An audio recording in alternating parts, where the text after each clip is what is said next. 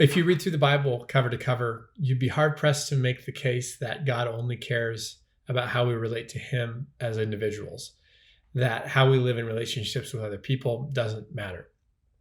From the beginning, God creates families, and families create communities, and it's inside these communities that God reveals himself to humanity.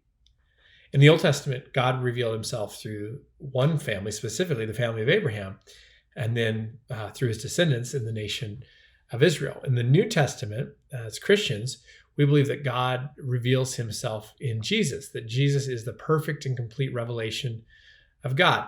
And he actually says so himself in the Last Supper with this bold statement to his disciples. He says, if you've seen me, you've seen God the Father. Like, there's no difference. I am the picture of God. Well, after the resurrection and the ascension, Jesus is no longer physically with his disciples, but through the work of the Holy Spirit, which he sends, a new family becomes the representation of Jesus in the world. And it's the church. And here we are, millennia later, and it's still going. And in this family, everybody's supposed to be welcome. Jews and Greeks, Paul would write, religious people, non-religious people, women, men, rich and poor, everybody. Everybody belongs in this family.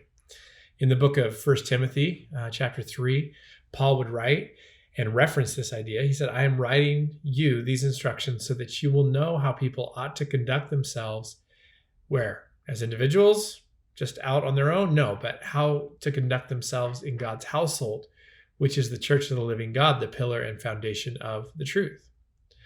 So Paul makes a bold claim that we actually experience truth inside the community, that we're not lone rangers, individuals out on a mission to save the world, but rather we're part of a family, and through that family, God is revealed.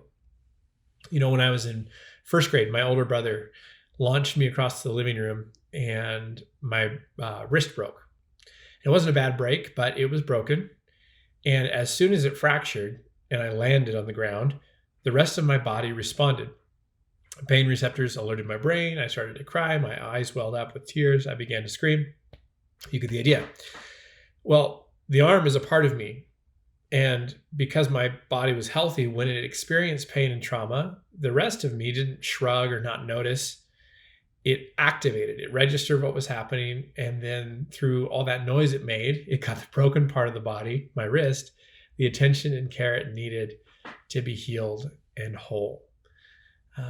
These parts working together are a sign of health. And as individuals, it's really natural to avoid pain and suffering, but we can't ignore it if we're part of a healthy community, because God would tell us that our troubles ought to be carried by all of us.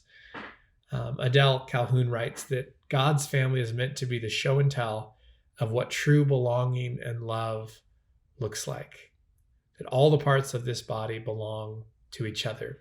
Galatians 6:2, Paul writes, carry one another's burdens, and in this way you will fulfill the law of Christ. And so what is this law? What is the law of Christ? Well, Jesus made it clear when his disciples asked, what is the greatest commandment? And he responded by saying, it's to love the Lord your God with all your heart, soul, mind, and strength, and then to love your neighbor as yourself.